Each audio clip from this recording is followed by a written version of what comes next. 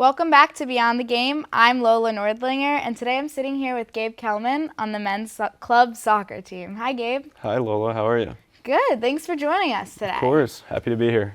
So, obviously, we want to talk about soccer and your career, but let's start off going way back. So, can you tell us a little bit about where you grew up, kind of how you got into soccer? Sure. So I'm from Ann Arbor. Grew up here my whole life, and I guess I just got into soccer probably around age 5 or 6. Started playing probably for my school in kindergarten, and then got into club soccer probably around first grade. And what was that jump like from club soccer, starting at such a young age? I'd say that's when I realized I was really into soccer and started taking it more seriously. Played for a local team, the Michigan Tigers, based out of Ann Arbor, and then probably around 4th or 5th grade, moved to a club called Waza out of Livonia. Okay, cool. And so, would you say playing soccer was the majority of your childhood? Yeah, I definitely grew up playing soccer for most of my childhood, for sure. Yeah. That was what kept your time busy. Oh yeah, after class, yeah. But I also played basketball from a young age too. So, yeah, probably all of elementary school and all of middle school, I was also playing basketball. Got it. Yeah. So the duality kind of built on each other, I assume. Yeah, definitely. And I also think it made me better in both sports. Like, there's certain skills from basketball that carry over into soccer and the other way around. So then you finished out middle school, you get to high school. Is that when you really commit to your sport of soccer?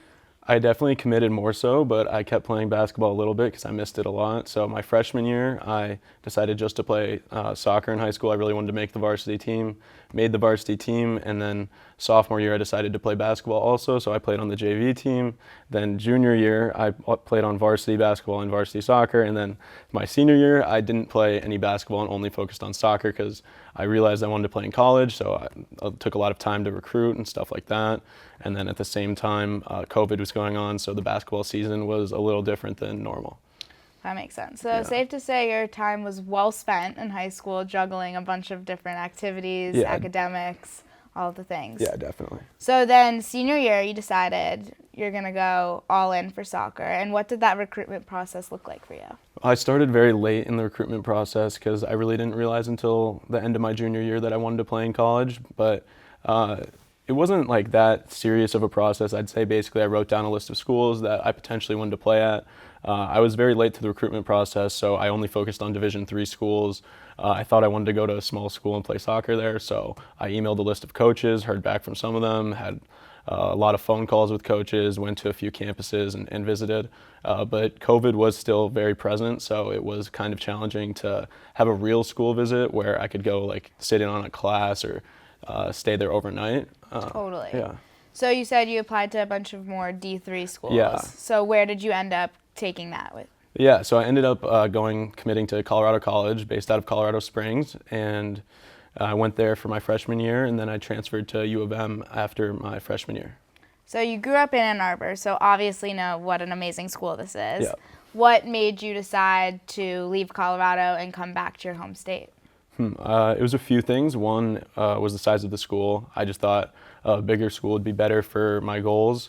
And also it was that they're on a block plan there. So their whole schedule is so you take one class at a time for 3.5 weeks. Mm-hmm. And then after that 3.5 weeks, you have a 4-day block break where you can go and travel around Colorado. And it's actually pretty cool. A lot of people go skiing.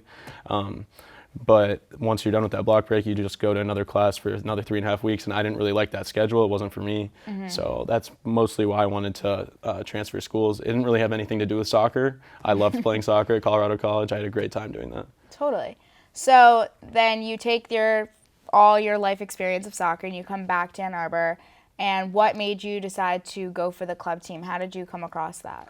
Yeah, so I knew before I even transferred that Michigan had a very good club team, and it was my goal to make that team. So I think I had heard from my high school coach maybe about the club team, and I think I knew some people who had previously played on it. Mm-hmm. So that's what I mean, I couldn't give up soccer. So I knew when I was going to Michigan I had to play soccer in some capacity. I was thinking for a little bit about trying out for the Division I team, and my coach at Colorado College told me he'd help me with that recruiting process, but I decided at the end of the day to just try my luck at the club team, and luckily it worked out. That's awesome. So I just want to circle back to your experience at Colorado really quickly. What did you learn about the game, about yourself on the collegiate level? That's a good question. I think I learned that it's not college soccer isn't necessarily as difficult as it may seem. Like as long as you're trusting yourself, you really, if you approach it with confidence, then it's not much different than playing at a very high level of club. Because you're already playing with guys in club soccer when you're a senior in high school that are going to go on to play Division I, Division II, Division III soccer. So if you trust your abilities, you'll be fine. Besides that, I think I learned a lot about time management and just really how important it is to have a great group of guys, and because that was the hardest part about leaving Colorado College, was definitely like the relationships I built with my teammates. That makes a ton of sense. Yeah. So now you're back in Ann Arbor. You're a standing sophomore at this time, and you decided to go out and try for the club team. What was that experience like? Yeah, so it was right when I got to campus. I basically had to go try out right away. They actually do a preseason where the team trains before tryouts even occur. And so if you really want to make the team, that's your best chance at getting seen prior to making the squad. So I contacted the coach. I got to attend that week-long preseason, so that was really good for me. And then it was very busy when I got here because I had to adjust to moving back to Michigan, to my new classes, and also to rushing a fraternity while also trying to make the club soccer team. Yeah, so safe to say you've had a lot of life experience in trying to balance things and make it work. Sure. You keep mentioning how you've had to reach out to coaches and kind of navigate yourself through the first recruitment process and then coming back here, navigating to the club team. How do you find that, like, reaching out to coaches? Do people tell you how to do that stuff? Is that something you learn on your own? I'd say it's a combination of the two. I think like they're just normal people just like everybody else, so just view them as people who want to help you for the most part, or maybe they want you to help them on their team. So I'd say just approach it with confidence just like anything else. Yeah, that makes a ton of sense.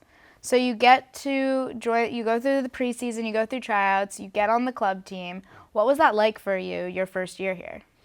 It was definitely a big adjustment, but it was great to have a group of guys that I could immediately call some of my best friends. So yeah, I wouldn't change anything about it.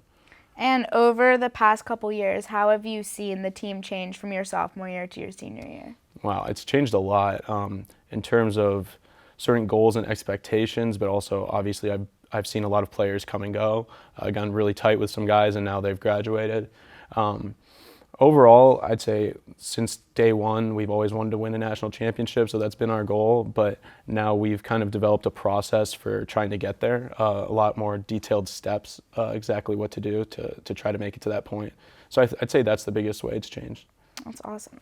And so obviously there's also a varsity soccer team here versus a club team. How vastly different do you feel that those two teams are, the experiences on them? Yeah, I can't speak too much to the varsity team because I'm not on it, but they definitely recruit more because they have to. You know, at the Division I level, we get guys coming in straight out of high school who could have played Division whatever soccer, NCAA soccer, just like me, guys who played D3 and transferred. We sometimes get guys from the varsity team actually who come down and end up playing on our team for various reasons. So the level's definitely a little bit different. I don't think it's like that vast of a difference, but I can't really speak to it too much. And what does it look like being on the club soccer team? How does the schedule look like for this season? It's a pretty busy schedule. We practice 3 times a week for 2 hours each training session, and then we play twice on the weekend. So we're playing 5 times a week. And a lot of preparation goes into that also off the field, even when you're not training. So it's definitely a big time commitment. It's very similar to what a Division III school schedule would be like. And how did you learn to balance your classes, your social life with soccer? Do you have any advice for younger students who are trying to do the same? I'd say it hasn't been too difficult for me because I've always been somebody who kind of needs to exercise in order to be able to focus throughout the day. So I mean, my only advice would be make sure you have a planned out schedule in advance and just stick to it.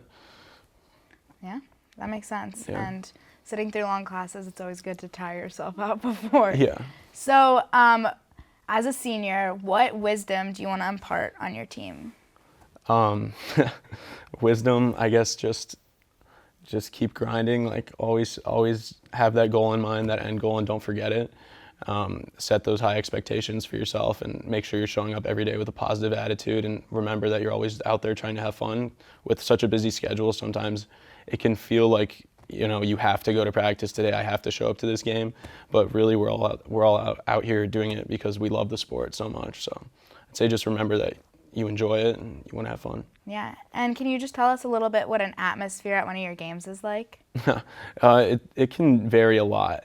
The atmosphere from the team's always the same. We're always, you know, having a lot of fun, supporting each other. But the number of fans we get at games can vary because we'll play schools like Washtenaw Community College, like we're playing on Sunday, and we'll beat them 10-0. That's just a prediction. We haven't played them yet. And then we play schools like Michigan State, and it's a 1-1 draw or 2-1. So it's a lot different depending on the game. At games like MSU, we'll get a lot more fans out for sure. And the crowd brings the pressure on, makes you guys play better. How do you feel about it? Our crowds aren't that big, I'm gonna be honest. Like, there's not that much pressure. So it looks like the Wolverines need to bring a little bit more love to your Yeah, guys' games. that would be nice. It would be a lot. It would be really, really cool to get some more fans out at our games. All right, well, we can definitely keep that in mind. Yeah. As you have a game this weekend, maybe we'll get some more fans showing out. Yeah, maybe. 10-0 win. Let's see it happen. I probably shouldn't have said that, but hey, you gotta you can manifest it. Speak it yeah, into the universe. I'm manifesting it. We won 10-0 last week, so we'll see.